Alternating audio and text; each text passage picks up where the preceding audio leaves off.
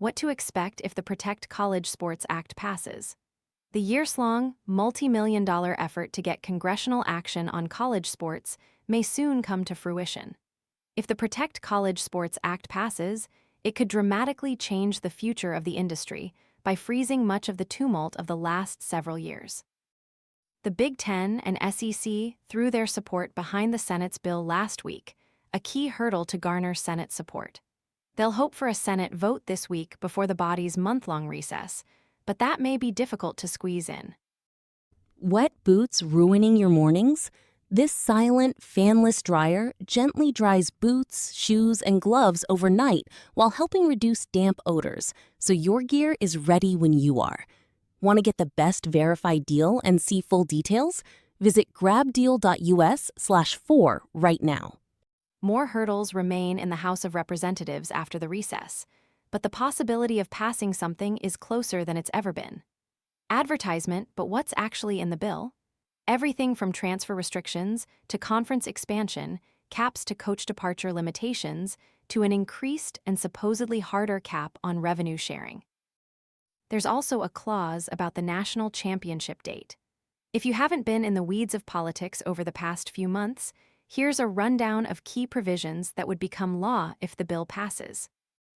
Limiting conference expansion and a super league after the mad rush of conference realignment that reshaped college sports geography a few years ago. This bill would amend the Sports Broadcasting Act of 1961 to freeze almost all of what's in place. Conferences that report more than $700 million in revenue, aka the Power Four, would be limited to 19 members, and any team in a Power Four league for the previous 5 years could not move to another. That means any Power Four team looking to change conferences would be required to operate as an independent program for 5 years before such a move. The Big Ten has 18 teams, the ACC has 17, and the SEC and Big 12 have 16 each.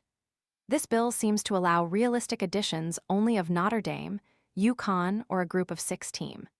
It also makes it much harder for Florida State, Clemson, North Carolina, or anyone else in the ACC to leave the conference after suing for the ability just a few years ago.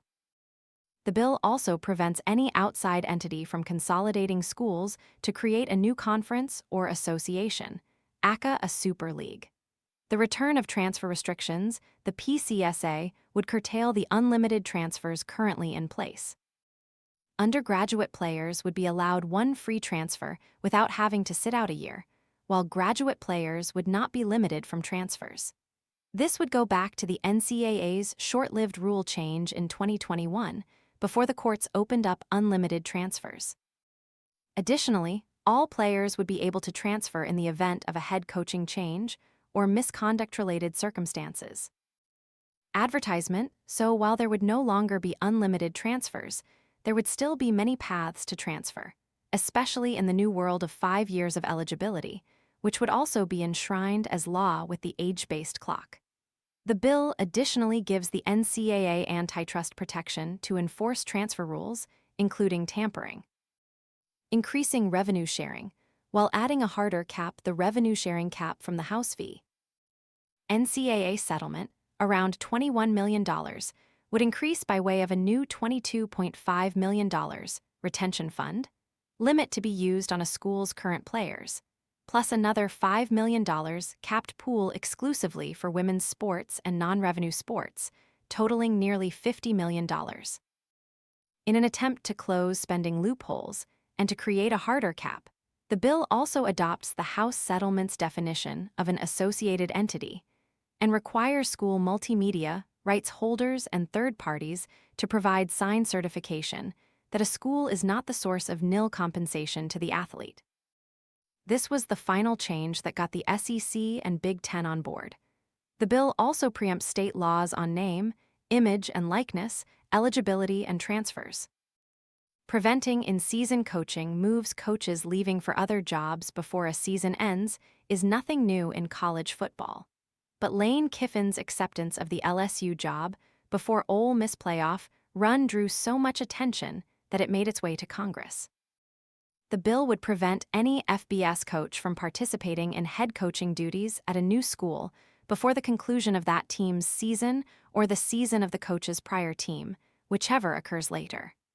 The provision has been colloquially referred to as the Lane Kiffin Rule by people involved.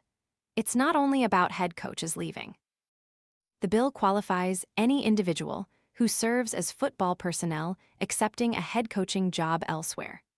That means former Oregon coordinators Will Stein and Tosh Loop wouldn't have been able to do any work for Kentucky or Cal, respectively, until Oregon's season ended.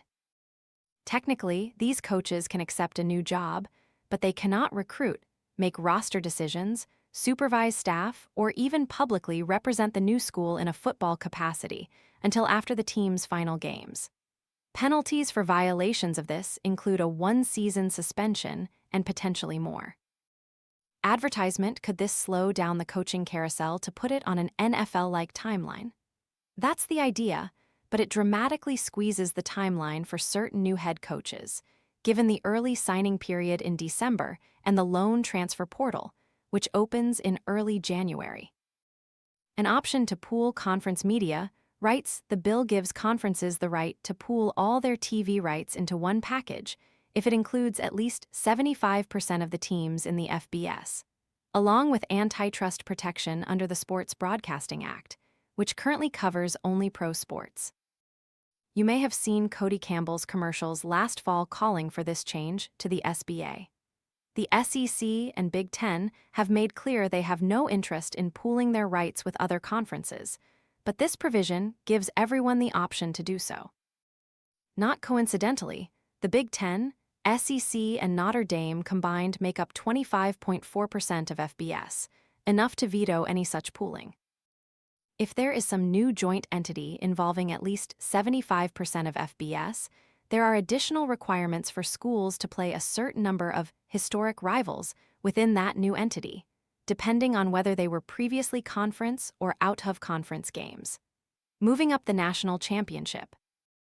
Not quite one line near the end of the bill raised some eyebrows, stating that the football postseason should conclude not later than January 8 of any year, to the extent practicable. This clause is non-binding. Coaches have called for a similar endpoint, and college football playoff staff have spoken with congressional staff hoping to change this provision. A Republican Commerce Committee aide noted to The Athletic that it doesn't preempt current media rights contracts. The current CFP deal runs through 2031, and national title sites through the 2029 season have been announced. So this is not expected to have any effect, at least anytime soon. Capping agent fees, the bill would add nil deals under the Sports Agent Responsibility and Trust Act to cap agent nil fees at 5% of the value of the endorsement contract, while also limiting agency contracts that last beyond the player's college eligibility. Agents must register within a state before representing a player for an endorsement deal and cannot make false, deceptive, or fraudulent representation as an athlete agent. The NCAA shall also maintain a publicly available searchable database of registered agents, and it would have the ability to decertify or fine agents for violations. There are additional requirements for what must be written out in an endorsement deal. Advertisement athlete employment, there is just one line addressing athlete employment, stating, "This title is neutral on and does nothing to alter employee or non-employee status for student athletes." This topic was a key stance that doomed the previous SCORE Act, which would have deemed them non-employees and therefore lacked Democratic support. This bill leaves the door open, with the hope this would garner enough Democratic support to finally pass a bill through Congress.